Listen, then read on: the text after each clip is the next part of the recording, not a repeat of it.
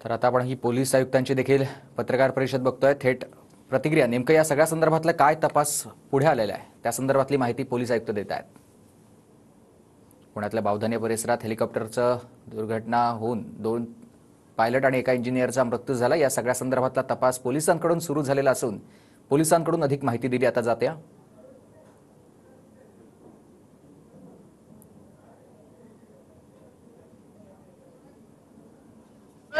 मध्ये कुठेतरी सर तुम्ही फक्त भांग्यांकडे पहा म्हणजे सगळ्या कॅमेऱ्यात बरोबर येते। हा ठीक आहे, इथं यांची अशा कोणत्या कारणातून घडलेली आहे, काही तांत्रिक कारण कळतंय का?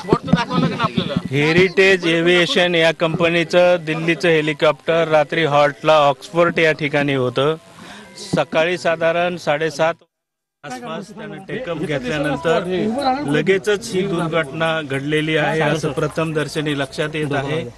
घटनेनंतर स्पॉट थोडासा इनर साइडला आणि अगदी डोंगराच्या बाजूला असल्यामुळे आयडेंटिफिकेशन आणि स्पॉट व्हेरिफिकेशन किंवा स्पॉटवर मदत कार्य पोहोचायला आणि लोकेशन मिळायला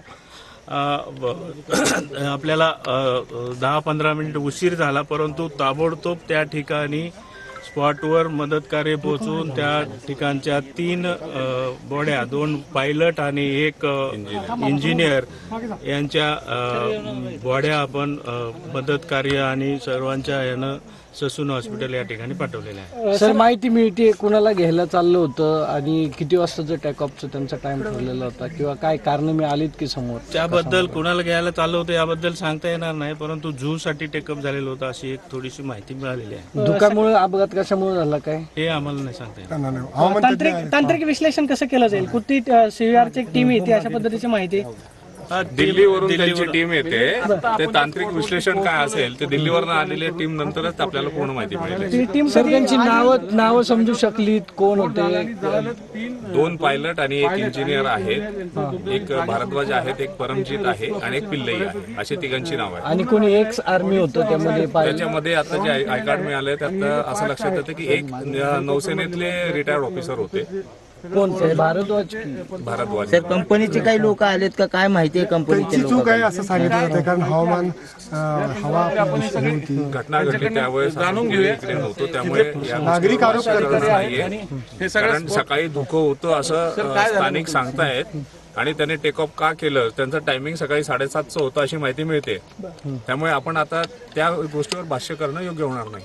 त्यांच्या नातेवाईकांशी काही संपर्क झालाय? घरचे त्यांचे मित्र या ठिकाणी हजर आहेत, त्यांनी त्यांच्या घरच्या लोकांना सांगितलेलं आहे, याबाबत माहिती दिलेली आहे। आणि कुठले तिन्ही पायलट कुठले होते म्हणजे ती प्राथमिक माहिती आहे, अजून आम्ही माहिती घेतो पुढची। सर इथले स्थानिक असं म्हणतायत की इथं जे हेलिपॅड आहे त्याचं नियमित ऑडिट झालं पाहिजे, अन्यथा आम्ही हेलिपॅड बंद करू।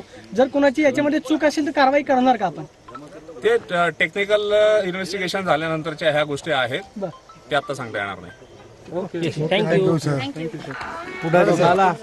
पोलीस अधिकाऱ्यांची आपण ही प्रतिक्रिया ऐकलेली आहे, पोलिसांनी प्रतिक्रिया दिलेली आहे। सध्या या सगळ्याचा तपास सुरू असल्याचं पोलिसांनी म्हटलेलं आहे।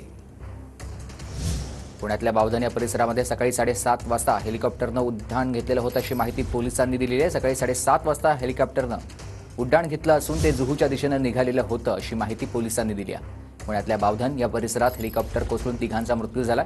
या 2 पायलट आणि एका इंजिनियरचा मृत्यू झाल्याची माहिती मिळते। पायलट गिरीश कुमार